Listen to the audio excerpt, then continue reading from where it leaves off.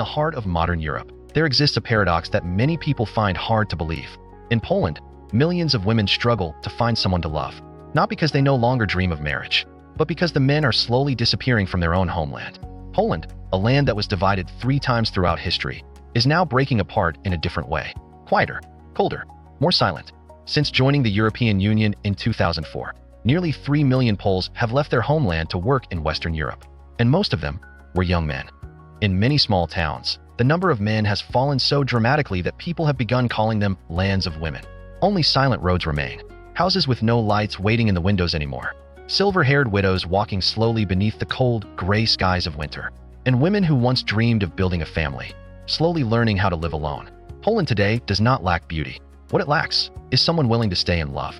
But this is only the surface of the story, because behind those cold statistics lies a long history that quietly shaped one of the most extraordinary generations of women in Europe. Poland is not just a country. It feels more like a crossroads of history. Located between Eastern and Western Europe, this land became a meeting point for countless peoples throughout the centuries. Slavs, Germans, Lithuanians, Jews. They arrived, they stayed, and then disappeared through war and time. Yet every nation left behind traces in the culture, in the character, and even in the appearance of the people here. And over time, everything blended together, creating one of the most distinctive images of womanhood in Europe. Polish women are not beautiful in a flashy way. Their beauty feels strangely unique. Cold, but never distant. Gentle, yet carrying something that makes others instinctively cautious. Skin pale like winter morning frost. Sharp, defined cheekbones. Eyes so deep it feels as though they have witnessed generations of sorrow woven through history itself. They are tall, graceful, every movement soft and slow, as if stepping out of an old European oil painting. But what surprises many people the most is not their appearance. It is the way they live. In Poland, dressing well is not about attracting attention. It is about respect. Even when simply walking out to buy groceries, many women still appear perfectly composed, as though they were about to enter an important meeting. No one forces them to live this way. They are taught from childhood that elegance is not something reserved only for special occasions. It has to become part of who you are. Perhaps that is why Polish women appear so often in international beauty competitions. Many of Europe's famous models also come from this country. But even that is still not the most remarkable thing about them. Because what truly makes them different is not their beauty. It is the quiet sense that they understand their own worth, yet never feel the need to display it loudly. And that is exactly what makes everything in Poland feel even stranger. Polish women do not leave an impression simply because of their appearance, but because of their presence. It is something that cannot be created with makeup and cannot be imitated. A kind of beauty shaped by the way they live, by their upbringing, and by a sense of dignity deeply rooted in their character. From a young age, many Polish girls are taught to sit with a straight back, speak calmly, and walk with quiet composure. No unnecessary showmanship. No desperate need to attract every gaze in the room. At formal gatherings, they rarely become loud just to be the center of attention. And on the streets, they seldom dress provocatively simply to seek validation. Because to them, true elegance is not found in what you reveal to the world, but in what you choose to keep for yourself. And perhaps the most important thing is this. That way of thinking shapes far more than appearance. It shapes the way they love. For many Polish women, caring for a family is not viewed as painful sacrifice. It is a responsibility, but also a source of pride. They are not raised to see marriage as a material transaction.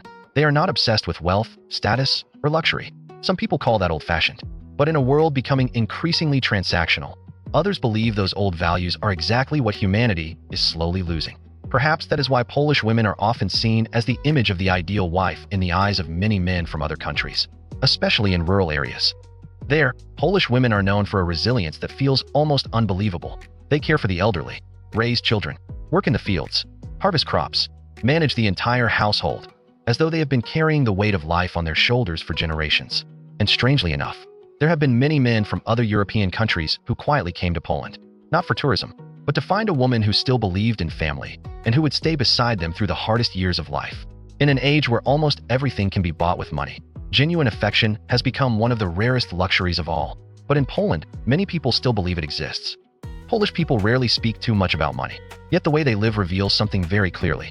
They do not chase wealth obsessively, but they also refuse to let money control their lives.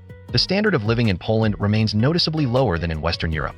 In early 2025, the average monthly income here was around $2,300. Minimum wage typically ranges around $1,200 per month. High-paying industries such as technology, finance, or law can reach between $4,000 and $6,000 monthly. Meanwhile, manufacturing, engineering, and operational jobs usually earn around $1,300 to $2,000. Basic service work such as cashiers or waiters often brings in only $1,000 to $1,200 a month.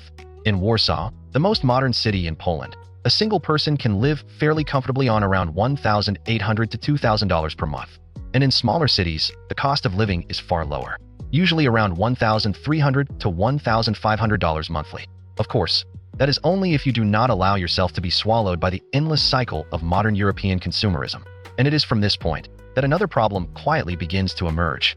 A quieter problem, but perhaps even more frightening than loneliness itself.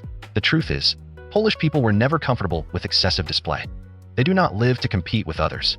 They do not use clothes or luxury cars to turn themselves into a stage performance.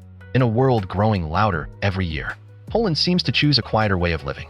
Simple, modest, and somewhat reserved, as though its people have grown too accustomed to surviving history in silence. That mentality is reflected clearly in the way the country's economy has developed. Although Poland is now one of Europe's major automobile producers, manufacturing hundreds of thousands of vehicles each year, most of it involves assembly work for foreign brands.